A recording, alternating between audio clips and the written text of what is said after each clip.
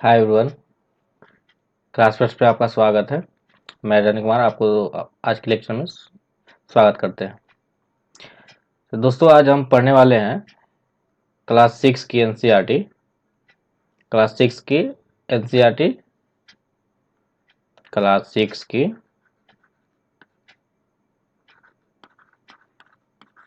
NCERT chapter है 7। इससे पहले हमने क्लास सिक्स की सिक्स चैप्टर देख चुके हैं।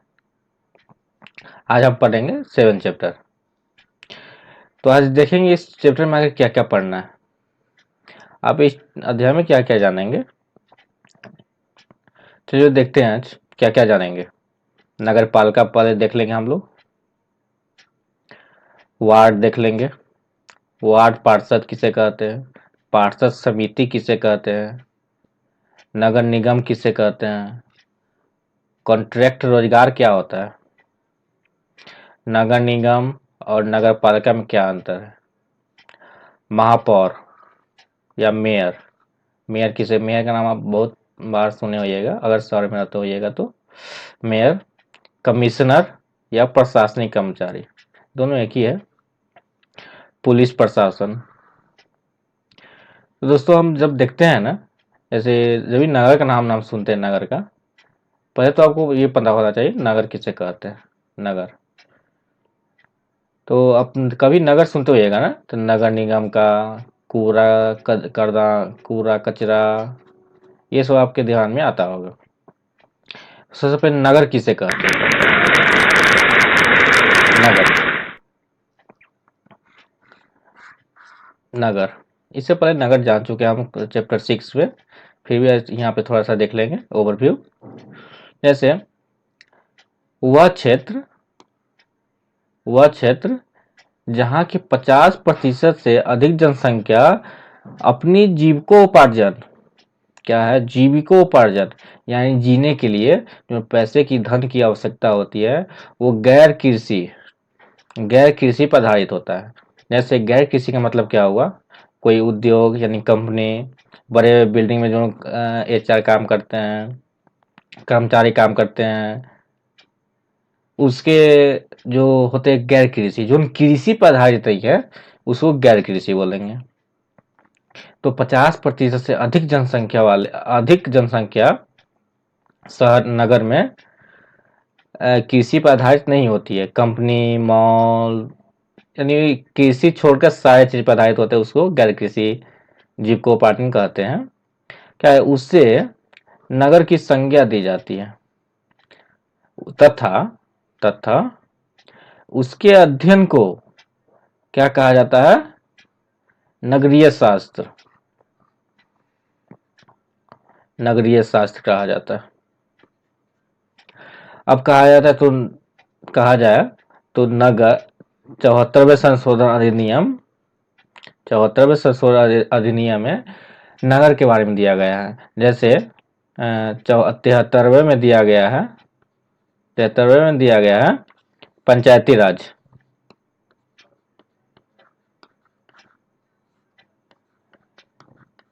पंचायती राज के बारे में नगर में दिया हुआ है, जो लोकल गवर्नमेंट, जैसे वो गांव के लेवल पर 73 में दिया हुआ है, और 74 में नगर के बारे में दिया गया हुआ है।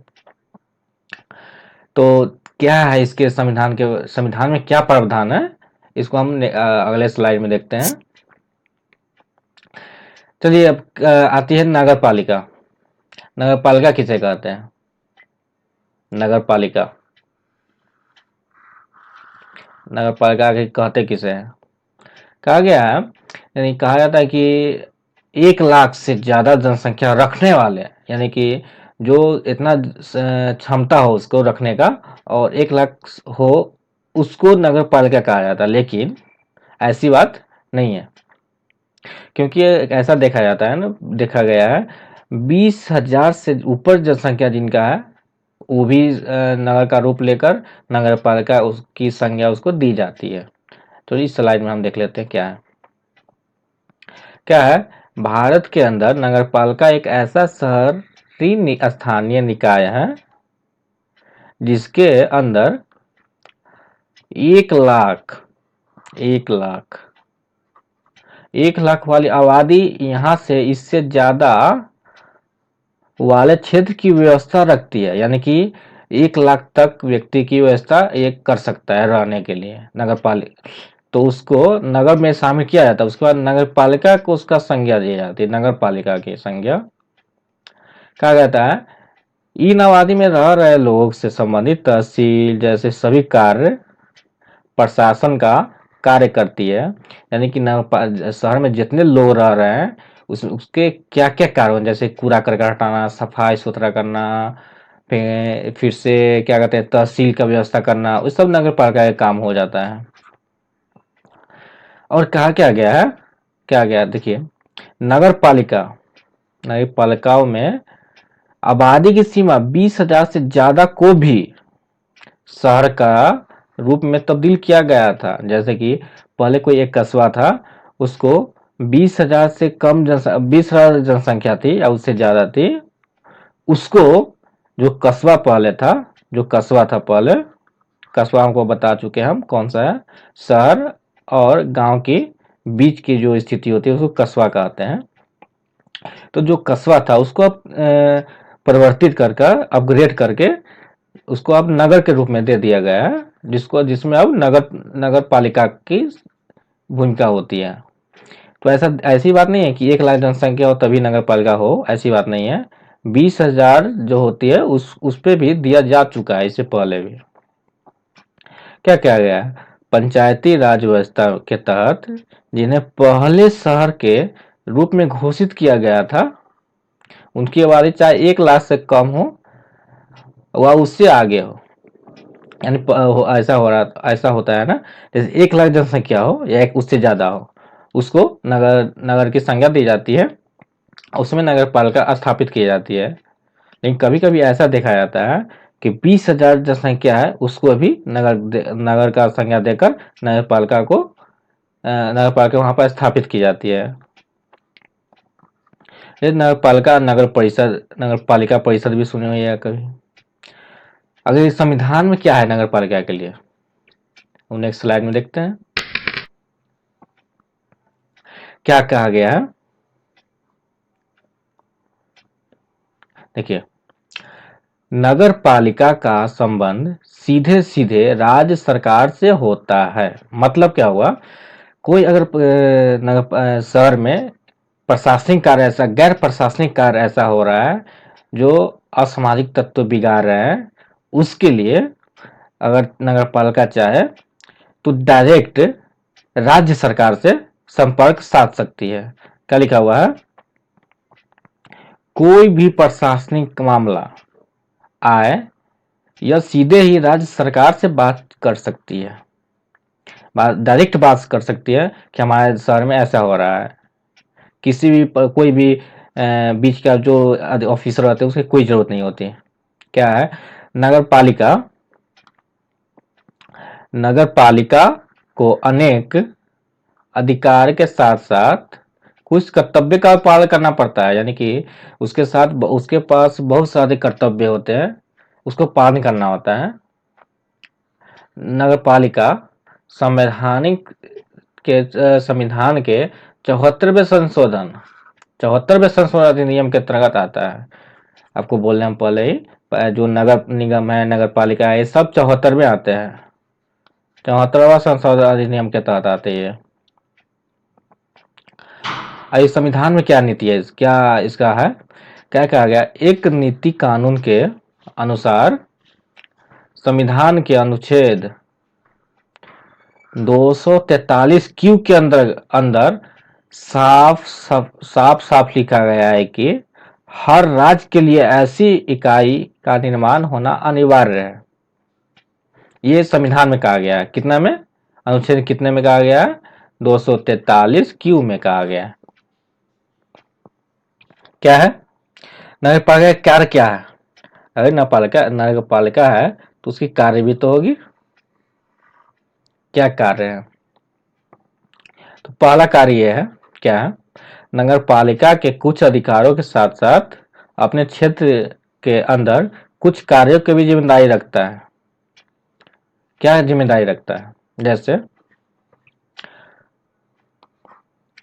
प्रशासनिक शहर के अंदर जल आपूर्ति की व्यवस्था, यानी कि जैसे आप नल जल योजना सुने होइएगा, ये सब नगर पालिका के अंदर आते हैं। योजना तो केंद्र सरकार बनाती है, लेकिन वे नगर पालिका के पास आती है। उनके अंतर्गत ये आती है जल की व्यवस्था नगर में कैसी हो, कैसे किसके पास जाना चाहिए कल, कितनी कितनी व्यवस्था पानी की हो, कितनी अच्छी से अच्छी क्वालिटी पानी दिया जाए, वो सब होती है नगर पालिका के अंतर्गत प्रशासनिक के बारे में।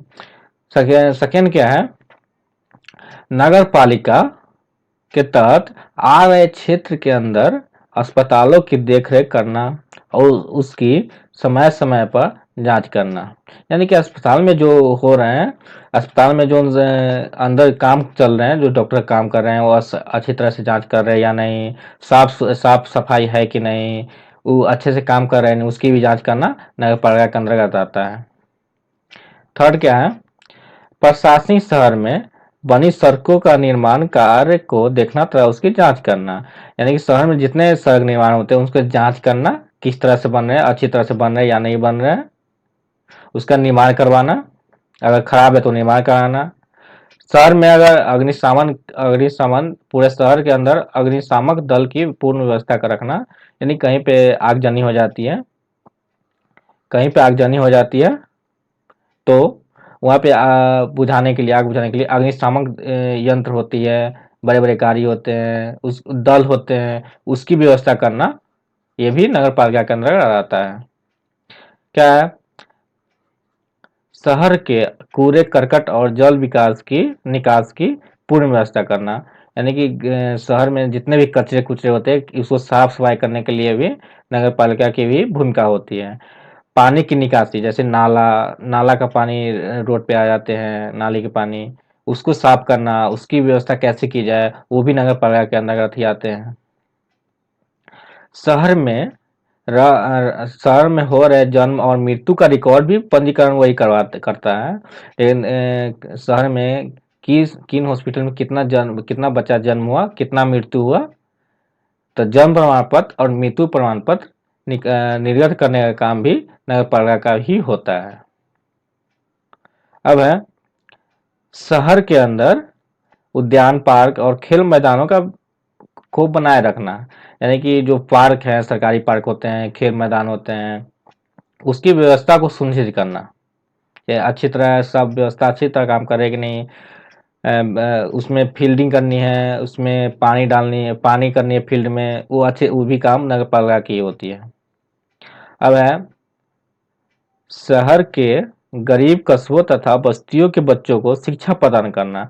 यानी जितने भी नीचे नीचे लोग हैं जो बस्ती में रहते हैं, कस्बों में रहते हैं, उसकी मदद करना, यानी कि उसके बच्चों के शिक्षा के ऊपर खर्च करना भी नगर पालिका का ही काम होता है।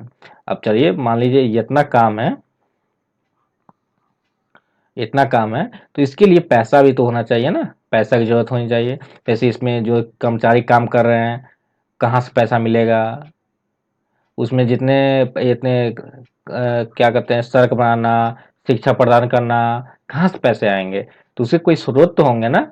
उसको क्या स्रोत है, नगर पालिका के जो आय के स्रोत है, कहाँ स्रोत है, वो हम अगले स्लाइड में देखते हैं। क्या लिखा हुआ है, नगर पालिका के आय के स्रोत। नगर पालिका के आय के स्रोत क्या हो सकते हैं, जैसे हो सकते हैं ना, नगर पालिका को चलाने के लिए आय के स्रोत की बहुत आवश्यकता होती है, हम बता चुके हैं आपको। क्या लिखा, क्या क्या स्रोत हो सकते हैं, जैसे एक हो सकता है शहर के अंदर घरों, मनोरंजन के साधन, बिजली, फिल्टर पानी, वाहन संपत्ति, भूमि सहित करों से वाली आय होनी चाहिए। जैसे क्या, बिजली बिजली फिल्टर पानी, यानी कि पानी की सुव्यवस्थित व्यवस्था, उसके लिए कर तो होनी चाहिए ना।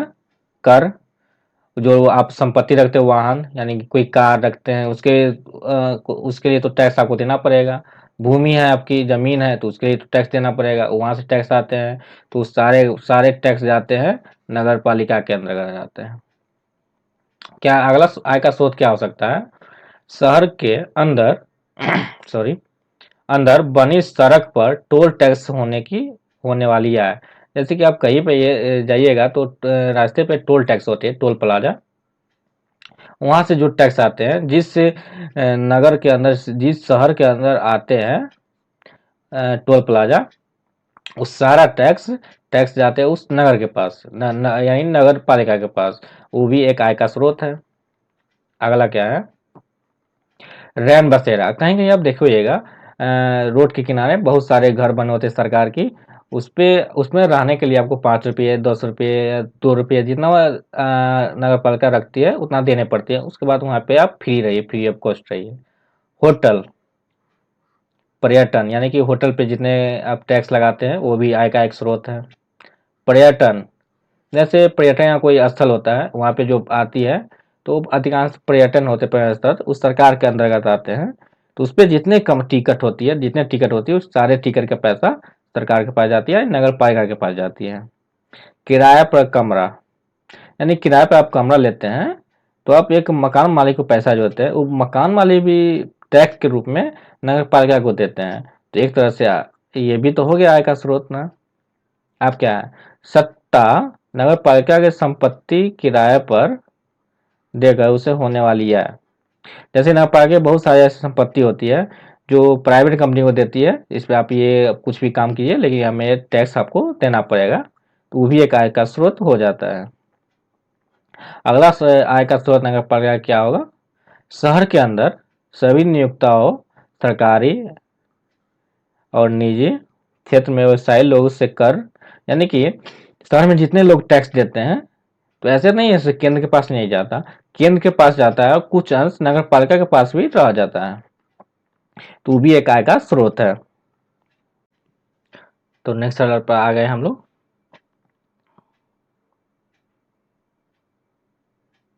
नेक्स्ट स्लाइड में क्या है, वार्ड। वार्ड, वार्ड किसे कहते हैं, क्या है, हर नगर पालिका को छोटी इकाइयों में बांटा जाता है जिन्हें वार्ड कहते हैं। मतलब गांव स्तर पर भी वार्ड होते हैं, उसको वार्ड में बांट दिया जाता है। ये छोटी छोटी, जिससे हम प्रशासन अच्छी तरह चल सके, उसे जब बांटते छोटी छोटी इकाइयों में, छोटी छोटी इकाइयों में बांट देते हैं, जिससे हमारा प्रशासन अच्छी तरह चल सके, उसे जिस छोटी छोटी इकाई में बांटते हैं, ये सब वार्ड हो जाते हैं। अब क्या है, वार्ड पार्षद। वार्ड पार्षद किसे कहते हैं, वार्ड पार्षद, हर वार्ड के लोग अपने अपने में से चुनते हैं। जैसे कि प्रत्येक वार्ड में एक अपने में से सदस्य चुनते हैं जो उस वार्ड से प्रतिनिधित्व करे, उसे काउंसलर भी कहा जाता है। जो वार्ड पार्षद होते हैं उससे काउंसलर भी कहा जाता है, यानी कि प्रत्येक वार्ड से एक सदस्य चुन कर जाते हैं, इसको वार्ड पार्षद कहते हैं, एक काउंसलर कहते हैं। क्या सभी वार्ड पार्षद अपने में से ही एक चेयरमैन चुनते हैं, यानी कि जितने वार्ड पार्षद वार्ड में से चुन के जाते हैं, उसमें से एक चेयरमैन चुनते हैं अपने में से। अब क्या है, यानी पार्षद समिति। पार्षद समिति किसे कहते हैं, यानी क्या क्या है, यानी कि एक नगर पालिका में विभिन्न कार्य के लिए, कार्यक्रमों के लिए समितियां बनती है। यानी कि जैसे कि आप एक सफाई सफाई सफाई के लिए कोई कमेटी बैठाई गई, उसमें एक समिति बनी, सफाई समिति, या शिक्षा समिति, यहाँ पे लिखा हुआ है सफाई समिति, शिक्षा समिति। यानी कि सफाई समिति बनाना, तो वो जितने समिति है, समिति में जितने लोग हैं, सिर्फ और सिर्फ सफाई पे ध्यान देंगे, सफाई, नगर की सफाई कैसी होगी उस पर ध्यान देंगे। जैसे शिक्षा समिति बनी तो वो सिर्फ शिक्षा पे ध्यान देंगे, बच्चे शिक्षा में, स्कूल कैसे चल रहा है, स्कूल में कितने शिक्षक आते हैं या नहीं आते हैं, सारा का ध्यान यहीं पर नगर पालिका रखती है। अब एक कॉन्ट्रैक्ट रोजगार, कभी तो आप ये सुने होगा ना, हाँ, ये व्यक्ति कॉन्ट्रैक्ट पे काम कर रहा है, यानी मतलब क्या, सरकार और आपके बीच, यानी कि जैसे मान लीजिए हम नौकरी कर रहे हैं, जॉब कर रहे हैं कॉन्ट्रैक्ट पे, तो हम डायरेक्ट सरकार के संपर्क में नहीं है, हम जो कि एक मीडिएटर है, जिसको अद्वितीय कहते हैं, मीडिएटर है, उसके जरिए हम सरकार से जुड़े हुए हैं। तो क्या सरकार क्यों कॉन्टेक्ट पे रखती है? क्योंकि मान लीजिए सरकार को अभी काम है 100 मजदूर की काम है अभी, लेकिन बाद में इसी काम नहीं है, तो ये सरकार क्या चाहेगी, हम इसको परमानेंट क्यों करें? इसको परमानेंट हम क्यों करें? हम कॉन्ट्रैक्ट पे सिर्फ क्यों रख रहे हैं? कॉन्ट्रैक्ट पे आपको इतना रुपया देंगे, हम ये मेरा काम कर दीजिए। तो कॉन्ट्रैक्ट पर रखने के लिए सरकार डायरेक्ट हम लोग के पास नहीं आ सकती है। ये इसके लिए एक थर्ड पार्टी होती है, एक थर्ड पार्टी होती है, गवर्नमेंट और पीपल के बीच एक मीडिएटर होता है। वो मीडिएटर हम लोग से संपर्क करता है और ये हमें पैसा देता है, सरकार नहीं, डायरेक्ट सरकार नहीं देता हम लोगों को। तो कॉन्ट्रैक्ट क्या हुआ, वो जो मीडिएटर है वो आपको रखेंगे, आपको इतना रुपया देंगे हम, आप ये काम करके हमके दे दो। कॉन्ट्रैक्ट का मतलब है परमानेंट नहीं है, आप कभी भी हट सकते हो उस जॉब से। क्या लिखा हुआ, आजकल आजकल भारत की नगरपालिका में एक नए परिपाटी शुरू हुई है। अपने खर्चे घटाने के लिए इसे कॉन्ट्रैक्ट पे क्या होता है, कॉन्ट्रैक्ट रोजगार क्या होता है, खर्चे बहुत कम हो जाते हैं, कम पैसे पे ज्यादा काम हो जाते हैं। उद्देश्य से नगरपालिकाओं ने कई काम प्राइवेट ऑपरेटर को कॉन्ट्रैक्ट पर दे दिया गया है। जैसे कि मान लीजिए मीडिएटर कौन हो गया, जो प्राइवेट कंपनी एक हो गया, प्राइवेट कंपनी आपको कॉन्ट्रैक्ट पे रखेगी और वो प्राइवेट कंपनी सरकार से कुछ काम लेती है और वो काम आपसे करवाएगी पैसे देकर, वो हो गया कॉन्ट्रैक्ट फार्मिंग। चलिए नेक्स्ट स्लाइड में चलते हैं। नगर निगम, नगर निगम किसे कहते हैं? नगर पालिका तो देख लिए, नगर निगम किसे कहते हैं? जैसे यहाँ पे क्या लिखा हुआ है, नगर निगम, नगर पालिका, वार्ड, जितने वार्ड पार्षद है, मेयर, जितने भी सारा कुछ है, सारे आते हैं संविधान के 74वें संशोधन अधिनियम में, 74वें संशोधन अधिनियम में आते हैं। क्या लिखा हुआ है, नगर निगम से आशय उनसे शहरी क्षेत्रों से है जहां पर आबादी 1 लाख या उससे अधिक हो। क्या कहा गया है, जिस नगर की, जिस शहर की आबादी 1 लाख से अधिक हो या 1 लाख हो और उससे अधिक हो, वो नगर निगम में आते हैं। भारत के अंदर जब शहरों में आबादी बढ़ने लगी तब शहरीकरण करने के लिए एक ऐसे निकाय की आवश्यकता थी जो राज्य सरकार से कुछ राशि वसूल कर या फिर अनुदान प्राप्त कर के शहर के अंदर आवश्यक समुदाय समिति सेवाएं के अंदर, जैसे स्वास्थ्य देखभाल, शैक्षिक संस्थानों का विकास, आवासीय परिवहन संचालन इत्यादि। यानी कि नगर निगम क्या करती है, सरकार से ये टैक्स तो लेती है, लेकिन सरकार से भी कुछ अनुदान मिलती है इन्हें, कि यहाँ पे शहर में शिक्षा देख सके, स्वास्थ्य व्यवस्था देख सके, अच्छी तरह हो सके, वो सरकार से अनुदान भी लेती है। नगर निगम और नगर पालिका में मुख्य अंतर यही हो जाती है कि ये टैक्स तो लेती है, लेकिन सरकार से भी इसे मदद मिलता है। आगे क्या है, यह सब कुछ देखने के बाद नगर निगम स्थापित होता है। यानी कि ये जितने भी ऊपर दिया गया है, ये सारा कुछ है, तो उस नगर निगम की संज्ञा दी जाती है, यानी नगर निगम की उसको मिल जाती है।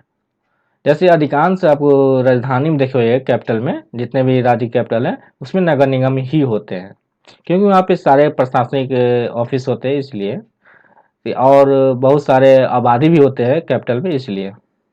चलिए, नगर निगम नगर पालिका के ऊपर होता है, यानी कि नगर निगम नगर पालिका से एक कदम ऊपर होता है। मतलब क्या हुआ, एक नगर पालिका 1 लाख से अधिक आबादी वाले क्षेत्र को प्रशासनिक करती है, परंतु इसके बावजूद एक नगर निगम 10 लाख से ज्यादा या 10 लाख तक आबादी वाले क्षेत्र को नियंत्रित करती है। यानी कि नगर पालिका में 1 लाख तक क्षमता है, लेकिन यहाँ पे 10 लाख तक, यानी कि नगर पालिका में 1 लाख और नगर निगम में 10 लाख रहने की क्षमता है। सॉरी, भारत के अंदर नगर निगम को लेकर कुछ प्रावधान बनाए गए हैं, यानी कि आपको हम पहले बता दिए नगर निगम न्यायपालिका सब है जितने संविधान के 74वें संशोधन अधिनियम में आते हैं। अब इसके क्या कार्य क्या है या इसके आय के स्रोत क्या है नगर निगम के।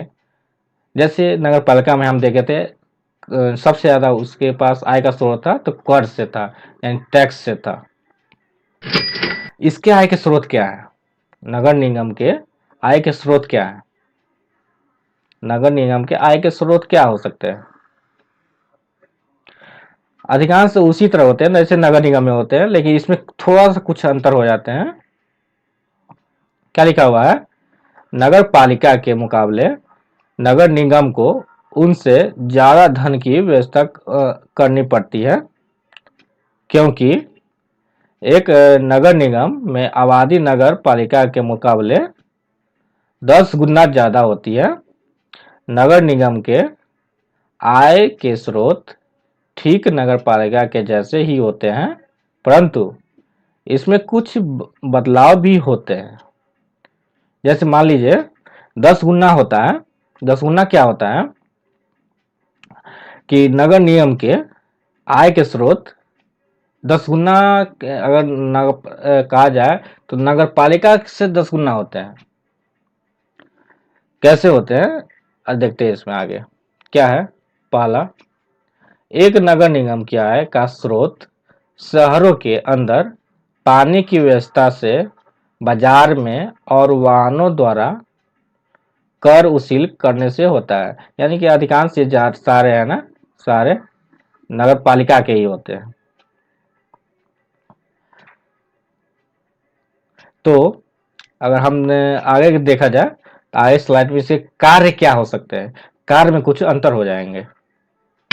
जैसे क्या लिखा हुआ है, नगर निगम के कार्य क्या है, कार्य क्या है। जैसे नगर पालिका जैसे कार्य थे, अधिकांश कार्य उसी के मिलते जुलते होते लेकिन कुछ अलग होते हैं। ये क्या लिखा हुआ है, नगर निगम द्वारा नगर नियोजन सहित शहरी नियोजन का कार्य, यानी नगर का सहित शहरी नियोजन, यानी इसका मतलब यह हुआ जैसे शहर के बारे में अब कहा जाए कि उसकी नियोजन कैसे हो तो वो देखवा नगर निगम की होती है। अब क्या है, नगर निगम द्वारा प्रदेश में आ रही भूमि उपयोग और भवन के निर्माण का विनियमन कार्य, यानी कि जिससे नगर में काम हो रहे भूमि के चलते जैसे कि भवन निर्माण उस पर टैक्स लेना है तो नगर निगम करेंगे।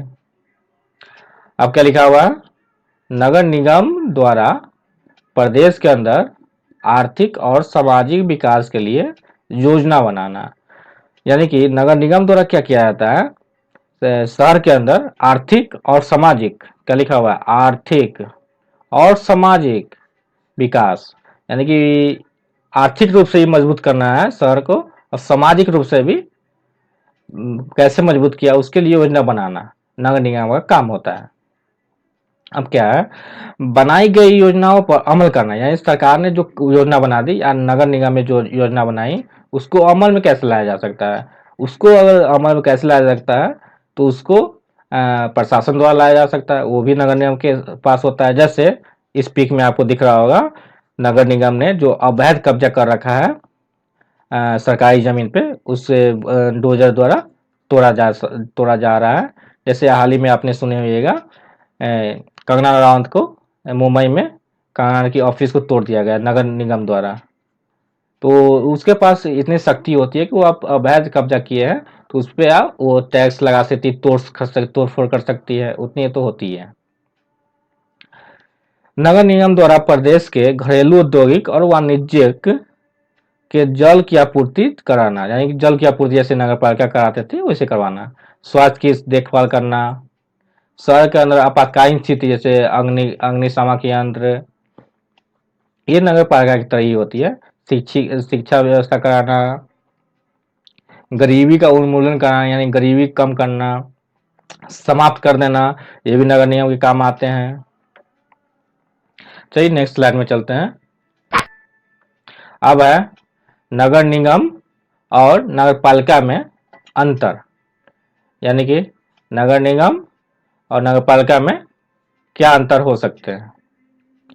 तो जैसे क्या लिखा हुआ है, नगर निगम के एक स्थानीय शासकीय निकाय के लिए कानून नाम होता है, यानी कि क्या होता है, जो लोग जरूरी समिति नहीं है उसको हटा भी सकते हैं आप।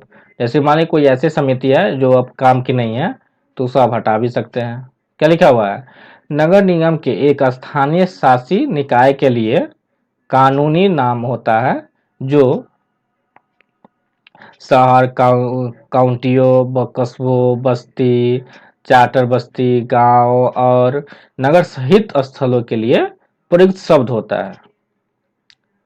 भारत में एक नगर निगम एक स्थानीय सरकार के रूप में 2 लाख या उससे अधिक जनसंख्या के एक शहर का प्रशासन होता है। यानी 2 लाख या 1 लाख तक नगर, 2 लाख या 3 लाख या 10 लाख तक इसकी क्षमता होती है। 10 लाख तक, 10 लाख तक इसकी क्षमता होती है, लेकिन नगर पालिका में नहीं होती है। नगर पालिका में 20,000 से लेकर 1 लाख तक होती है। इसमें 1 लाख से 10 लाख तक, 1 से 10 लाख तक, इसमें 20 से 1 लाख तक, ये एक डिफरेंस हो गया। और इसमें क्या होता है, अगर 20,000, इसमें नगर पालिका में अगर 20,000 से कम की जनसंख्या हो तो उसे कस्बे, अगर कोई सारी व्यवस्था पूर्ण की हो तो 20,000 से 20,000 हो या 20,000 थोड़ा सा भी कम हो तो नगर पालिका की संख्या दे दी जाती है। 1 लाख तक होनी चाहिए, 1 लाख इसको क्षमता होती है। लेकिन नगर निगम में क्या होता है, नगर निगम में 1 लाख से लेकर 10 लाख तक, 1 लाख से लेकर 10 लाख तक जनसंख्या कंज्यूम करने की क्षमता होती है। तो मेन डिफरेंस तो यही है। चलिए नेक्स्ट स्लाइड में चलते हैं। नेक्स्ट स्लाइड में क्या है, महापौर यानी कि मेयर। मेयर किसे कहते हैं, महापौर भी कहते हैं। महापौर होते हैं, मेयर होते हैं, एक सरकार के द्वारा भी भेजी जाती है, केंद्र सरकार के द्वारा। और एक चुनाव भी होता है उनका। कैसे चुनाव होता है, इसके लिए एक डेडिकेटेड वीडियो हम बना देंगे उसके लिए। चलिए क्या है, महापौर किसी नगर के प्रशासक को कहते हैं। यानी कि एक, जैसे कि मान लीजिए एक जैसे हमारा राज्य चला रहा है, मुख्यमंत्री चला रहे हैं, तो नगर पालिका या नगर निगम को अधिकांश महापौर यानी कि मेयर नगर निगम में ही होते हैं। मेयर नगर निगम में ही होता है। तो उसको चलाने के लिए जैसे राज्य में एक मुख्यमंत्री होते हैं, तो इसी तरह नगर निगम में एक मेयर होते हैं। जैसे कि मान लीजिए बिहार का है, मेयर है चीता साहू है मेयर। ये बहुत पावरफुल होते हैं, ये डायरेक्ट सीएम से संपर्क होते हैं, डायरेक्ट अब केंद्र से भी संपर्क कर सकते हैं। ये कई बार महापौर का चुनाव उस नगर में रहने वाले लोगों द्वारा किया जाता है और अन्य कई बार एक केंद्रीय सरकारी समिति यह निर्णय लेती है कि किसी शहर नगर का महापौर कौन होगा। क्या आपको बोले, हम चुनाव भी होता है और सरकार भी भेजती है, ये समिति भेजती है। अब क्या है, बहुत से संघीय देशों में जैसे जर्मनी, संयुक्त राज्य अमेरिका में महापौर नगर राज्य की सरकार का प्रमुख भी होता है। यानी कि जर्मनी में, जैसे जर्मनी में, अमेरिका में महापौर यानी मेयर सरकार का ही प्रमुख होता है, सरकार का प्रमुख भी होता है। तो मेयर हर जगह होते हैं, लेकिन उसकी अलग अलग काम होते हैं। चलिए नेक्स्ट स्लाइड में चलते हैं। नेक्स्ट स्लाइड में क्या है, कमिश्नर या प्रशासनिक कर्मचारी क्या है, यानी कि एक नगर आयुक्त होता है जो सरकारी अधिकारी होते हैं, जो आईएएस अफसर होते हैं। जैसे क्या लिखा हुआ है, नगर सरकारी अधिकारी के रूप में कार्य करता है। नगर आयुक्त यानी कमिश्नर या प्रशासनिक कर्मचारी या आईएएस अफसर होते हैं। ये मेयर के ऊपर होते हैं। क्या लिखा हुआ है, आयुक्त भारतीय प्रशासनिक सेवा के अधिकारी होते हैं, यानी कि आईएएस अधिकारी ही होते हैं, आयुक्त होते हैं, जो कमिश्नर होते हैं। इन्हें नगर निगम के अमले का प्रशासनिक मुखिया भी कहा जाता है। यानी कि नगर निगम में आयुक्त होते हैं, वो सबसे ऊपर, मेयर से भी ऊपर होते हैं, ये आयुक्त यानी कमिश्नर। अब क्या है, शासन से मिलने वाले आदेशों और निर्णयों के क्रियान्वयन की जिम्मेदारी इन्हीं की होती है। यानी कि जितने भी केंद्र से कोई नियम आते हैं, इसे नहीं, इस स्पेशल क्षेत्र में 144 धारा लागू करनी है, तो ये जिम्मेदारी, सारी जिम्मेदारी इनकी हो जाएंगी। इसके बाद सबसे ये इन रिपोर्ट करेंगे इनको, जैसे कि ये है आयुक्त, ये है महापौर, मेयर, तो ये अगर ये करेंगे रिपोर्ट इनको, और ये रिपोर्ट करेंगे सीएम को या डायरेक्ट सेंटर को रिपोर्ट करते हैं। आयुक्त के अधीन काम करते हैं और उनके द्वारा सौंपे गए दायित्वों को पूरा करने की जिम्मेदारी इन्हीं की होती है। यानी जितने भी काम होते हैं केंद्र का, सारा काम इन्हीं के द्वारा, यानी कि मान लीजिए ये आयुक्त है, जो पटना की अभी आयुक्त है, तो इस सारी जिम्मेदारी लागू करने का जिम्मेदारी ये है, इनको देते हैं। ये अपने वार्ड पार्षद, वार्ड से करवाते हैं। चलिए नेक्स्ट स्लाइड में चलते हैं। नेक्स्ट स्लाइड क्या है, पुलिस प्रशासन। पुलिस प्रशासन आखिर क्या है? पुलिस प्रशासन का मतलब क्या होता है? पुलिस किसी प्रशासन के, जैसे कोई दंगा भड़क किया, वहां पुलिस की आवश्यकता होती है, ट्रैफिक पुलिस की आवश्यकता होती है, तो प्रशासन का मतलब पुलिस से ही लगाया जाता है। इसकी कुछ हिस्ट्री भी है, हिस्ट्री थोड़ा जान लेते हैं। क्या है, क्या लिखा हुआ है?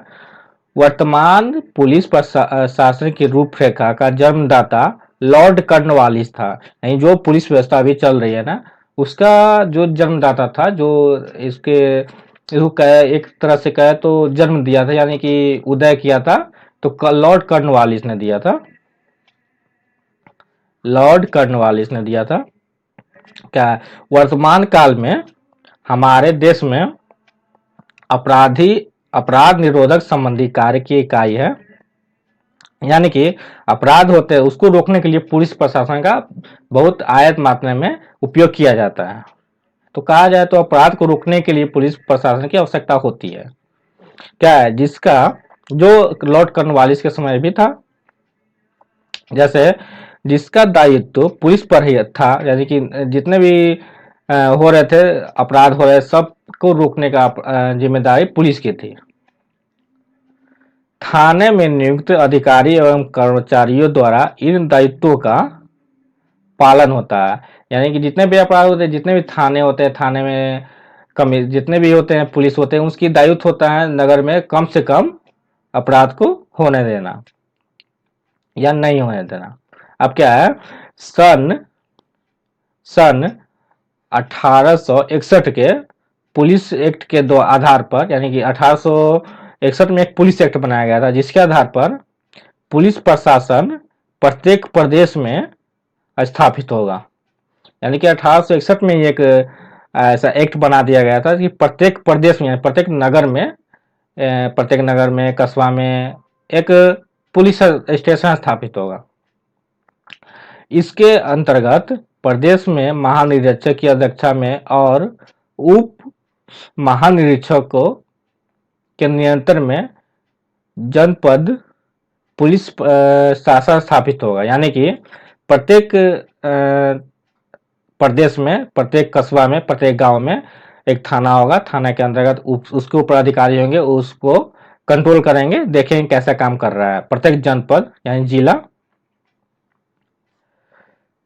1961 के एक्ट के अनुसार जिलाधीश को जनपद के अपराध को संबंधित शासन का प्रमुख और उस रूप में जनपदीय पुलिस के कार्यों का निरीक्षण माना गया। यानी कि 1871 के अनुसार जिलाधीश यानी डीएम साहब उसका निरीक्षण करेंगे कि हमारे जो पुलिस है वो हमारे अच्छी तरह से काम कर रहे हैं या नहीं कर रहे हैं। तो हम आज की क्लास तो क्लास 6 की चैप्टर 7 तो समाप्त होगी। अगले वीडियो में हम देख लेंगे चैप्टर 8 देख लेंगे, 9 देख लेंगे। 9 चैप्टर ये, इसमें 2 चैप्टर और बाकी बच चुके हैं, जिसके बाद हमारा क्लास 6 की एनसीईआरटी समाप्त हो जाएगी। और अगर आप, हाँ एक चीज़ और आपको हम सूचना देना चाह रहे हैं कि हम ये इसमें जो सीरीज चल रही है, एनसीईआरटी की सीरीज चल रही है, एनसीईआरटी की जो सीरीज चल रही है, इसमें हम क्लास 6 से लेकर 12 तक सारा सब्जेक्ट कवर करवाएंगे, जैसे हिस्ट्री, ज्योग्राफी, पॉलिटी, इकोनॉमिक्स, सारा सब्जेक्ट हम कवर करवाएंगे इसमें। एनसीईआरटी क्लास 6 से लेकर 12 तक सारा सब्जेक्ट हम कवर करवाने वाले हैं इस सीरीज में। तो आप मेरे साथ बने रहिए हमारे साथ। अभी तक आपको अगर एक रिक्वेस्ट करना चाहेंगे आपसे हम, अभी तक मेरा चैनल आप सब्सक्राइब नहीं किए हैं तो प्लीज़ हमारा चैनल सब्सक्राइब कर लें और बेल आइकन का घंटी भी दबा दें, जिससे आपको ये होगा हमारा वीडियो आएगा तो आपको आप तक पहुंच जाएगा। Thank you for joining my session. Please like and subscribe. Thank you.